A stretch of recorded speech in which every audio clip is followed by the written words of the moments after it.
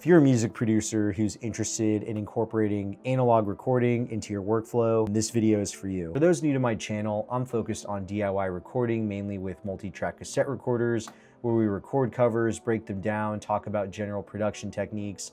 So if this kind of thing is up your alley, I'd really appreciate it if you liked and subscribed. Recording on tape has many advantages, like getting a warmer sound, also simplified workflow due to reduced variables. But tape can also have a steep learning curve, and many producers coming from the digital world don't know how or where to start. And let's be real, as amazing as tape is, most of us are still going to be relying on digital in some capacity. So the question becomes, what really is the best of both worlds? Today I'm going to be showing my favorite way to use tape with my DAW, so you can do the same thing. To better visualize this, I think it helps to start with the full spectrum of recording, from fully analog to fully digital. Fully analog recording is also referred to as recording out of the box, meaning you do all of your recording and mixing on the tape machine. The only real digital involvement here is if you choose to digitize your mix to the computer, which is important if you want anyone to hear it. Now, without getting too deep into the details, some cassette recorders allow you to bounce out the tracks individually, while others only give you the option to record your full mix as a stereo out back into your computer. Now, the other end of the spectrum is fully digital, and this is where you do all of your recording and your mixing in your DAW. Then you send your digital sources to tape, record it there, play it back, and send it back to your computer. This can be a useful technique if you're looking to add natural saturation, compression, other imperfections like hiss, wow, and flutter.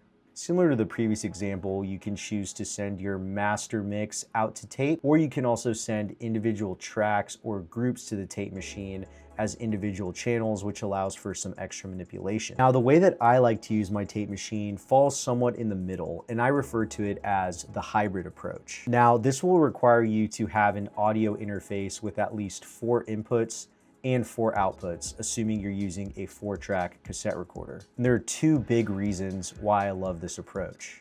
Number 1 is it streamlines my workflow, so I don't have to waste time plugging or unplugging cables if I'm moving from recording digitally to the tape machine. And the second reason is it allows me to add plugins to my signal using the Universal Audio console app. This greatly reduces the need for spending thousands of dollars on hardware. So how does this all work? Well, instead of plugging my instruments in directly into tape, I mirror them through my Apollo interface. Input 1 is mirrored to output 1.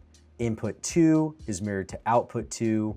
Input 3 is mirrored to output 3. Well, you get the idea. So for example, if my guitar is plugged into input 1 of the Apollo, I can easily record to Ableton because that connection is already made. But I also have a separate TRS cable coming out of output 1 on my Apollo, which I also have labeled as input 1. So if I want to record something on tape, I can just use this cable to plug into my tape machine. Now, if you own any Universal Audio hardware like the Apollo interface, you also have access to their console app, which is basically a virtual console that allows you to use plugins on your tracks with 0 latency. So if I wanted to throw on a Galaxy Tape Echo onto my guitar, I could do it via the console app, and that same sound would be outputted to my tape machine. This is a super handy trick and gives you much more power when you're recording to tape, especially if you don't have a lot of hardware. Now, if you don't have the console app, you can do a similar trick with your DAW, but you'll have to go into your settings to make sure you don't have any latency when you're recording. Now, given that we all have different setups, different hardware, different DAWs, it's hard for me to go into specific detail on how to set this up for your particular situation, but drop me a comment below if you have any questions, and would love to hear any different ways you guys use your tape machines with your DAW.